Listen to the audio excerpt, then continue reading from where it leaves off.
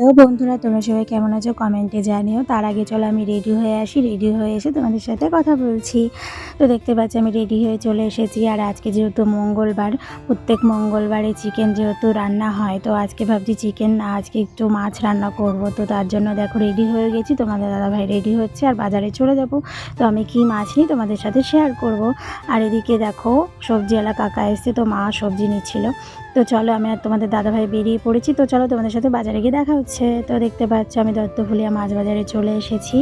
আর চলো মাছ বাজারের ভিতরে গিয়ে তোমাদের সাথে শেয়ার করছি কি কি মাছ আছে আর আমি কি মাছ নেব, ঠিক আছে।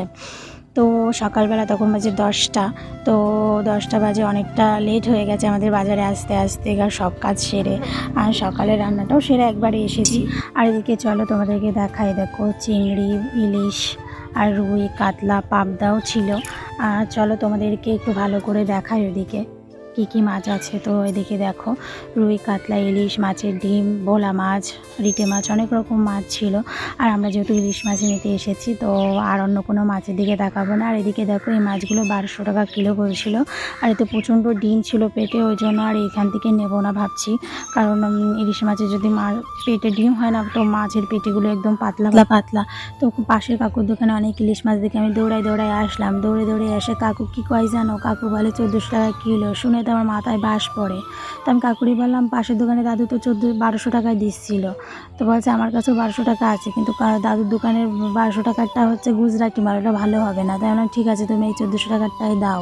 তো কাকুর দোকানে কিন্তু 800 টাকাও ছিল, 1000 টাকা ছিল, 1200 টাকাও ছিল। তাই বললাম ঠিক আছে তুমি 1400 টাকারটাই দাও। আর কাকু বললাম একটু ভালো সুন্দর করে কেটে দাও। আর বাড়িতে যেহেতু বাচ্চা আছে, সেহেতু তুমি পেটি বার করে দিও না, এই বাচ্চারা খেতে পারবে না, এমনি ইলিশ মাছের প্রচণ্ড কাটা হয় না। তো বললো ঠিক আছে। আর কাকুর দেখো হাতে বেশ ভালোই জাদু আছে, কত তাড়াতাড়ি কাকুর মাছটা কাটাও হয়ে গেল। আর চলো তাহলে মাছটা আমি রান্না যেহেতু করবো, রেসিপিটা তোমাদের সাথে নেক্সট পার্টে করে তোমাদের সাথে শেয়ার করে দেবো। আর পরবর্তী পার্ট দেখার জন্য অবশ্যই লাইক, কমেন্ট, শেয়ার অবশ্যই করে দিও। আর সাবস্ক্রাইব করতে কিন্তু ভুলো না তোমরা কেউ। আর এদিকে দেখো কাকুর মাছ কিন্তু প্যাকিং করাও হয়ে গেছে।